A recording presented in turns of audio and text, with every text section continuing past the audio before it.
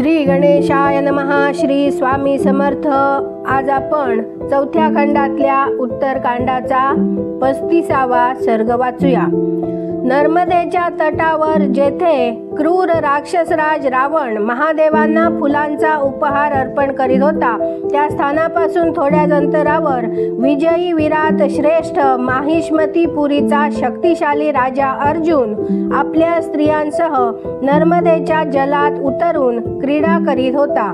त्या सुंदरीमध्ये विराजमान झालेला राजा अर्जुन हजारो हत्तीणींच्या मध्यभागी असलेल्या गजराजाप्रमाणे शोभत होता.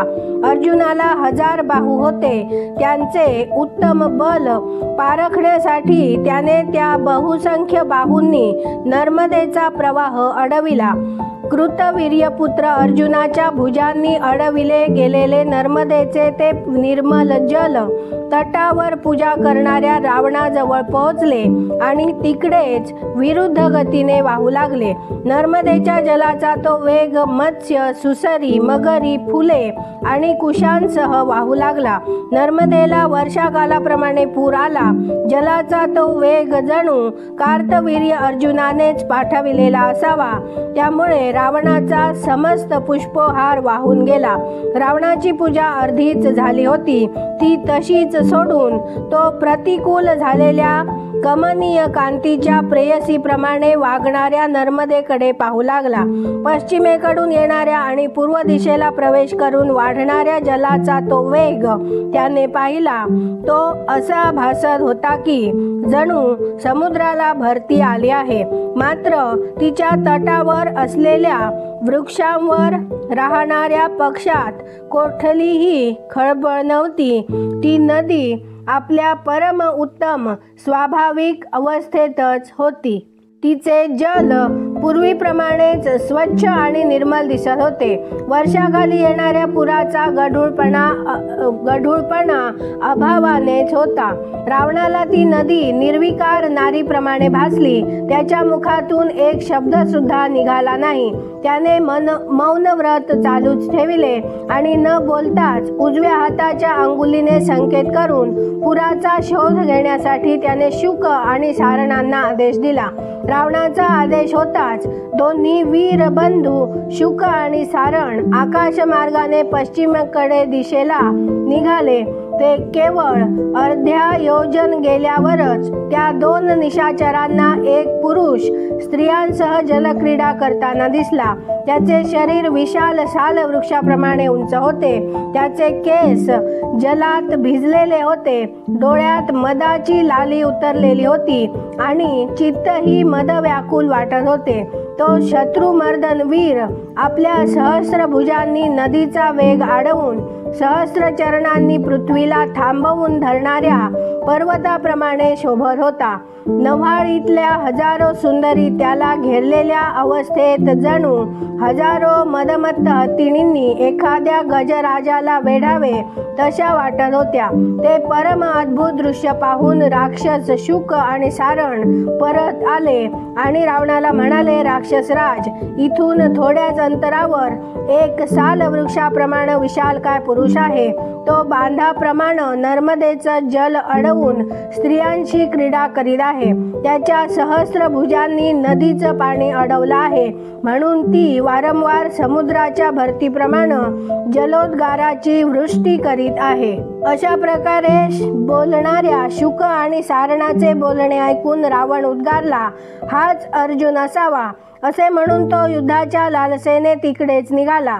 राक्षसराज रावण जेव्हा अर्जुनाकडे निघाला तेव्हा धूळ आणि प्रचंड कोलाहलासह वारा मोठ्या वेगाने वाहू लागला.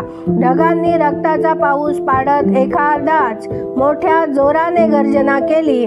तिकडे राक्षसराज रावण महोदर महापार्श्व धूम्राक्ष शुक आणि सारणाला बरोबर घेऊन जेथे अर्जुन क्रीडा करीत होता त्या स्थानाकडे निघाला. तो कोळशासारखा काळा बलवान राक्षस थोड्याच थोड्याच वेळात नर्मदेच्या त्या भयंकर जलाशयापाशी जाऊन पोहोचला। तेथे पोहोचल्यावर राक्षसराज रावणाने मैथुनाची इच्छा बाळगणाऱ्या हत्तीणींनी घेरलेल्या गजराजाप्रमाणे सुंदर स्त्रियांच्या परिवारात असलेल्या महाराज अर्जुनाला पाहिले।